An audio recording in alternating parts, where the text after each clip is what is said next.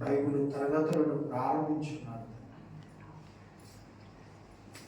అతని చుట్టూ ఉన్నటువంటి అనేకమైన వసతులు హాయిగా తన జీవితంలో తన దినములను గడుపుటకు సరిపోదు. ఈ బాధ్యత అవసరం లేదు. కానీ దేవా, ప్రభువారికి మీరు అప్పగించిన ఈ గొప్ప సమయం, ప్రభువారు తన వెంట ఉన్న శిష్యులకు అప్పగించిన ఈ గొప్ప సమయం, వారి ద్వారా మా హృదయంలోని పరిశుద్ధాత్మ వారు అయినా ఉంచారు. పరిశుద్ధాత్మ వారు ఉంచిన ఈ గొప్ప సంగతులను మేము అయినా ఓకే ఉండలేక ఎవరికో ఒకరికి నేర్పించాలన్న ఆశతో ఆలోచనతో ప్రారంభించాడు శ్రీనివాసరావు గారు.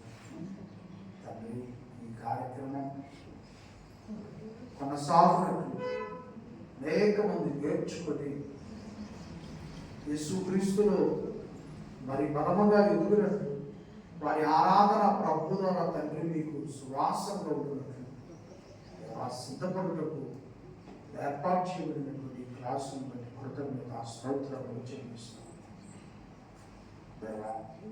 అతని ఒక్కొక్క చరిత్ర ఎంత విలువైన చరిత్ర, ఎన్నిసార్లు విన్నా కూడా నేర్చుకోవాలన్నటువంటి విధముగా ఉన్నది అన్న బోధిస్తాము.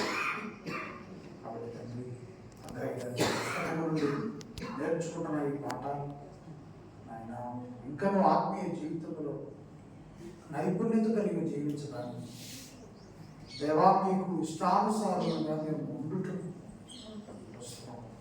మాకు ఎంతగానో దోహదపడుతున్నాము. కృతజ్ఞత స్తోత్రంలో చెల్లిస్తూ అన్నగారు తీసుకునే నిర్ణయాన్ని బట్టి, ఖర్చు పెట్టే విధానాన్ని బట్టి, శ్రమపడి బోధిస్తున్న విధానాన్ని బట్టి, ఇదంతా యేసుక్రీస్తు పట్ల ఉన్న ప్రేమ, ఆయనపై ఉన్న నమ్మకం.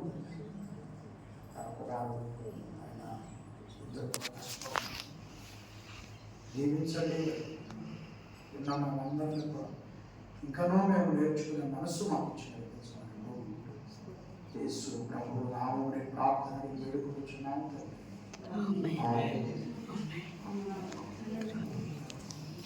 అందరికీ భోజనం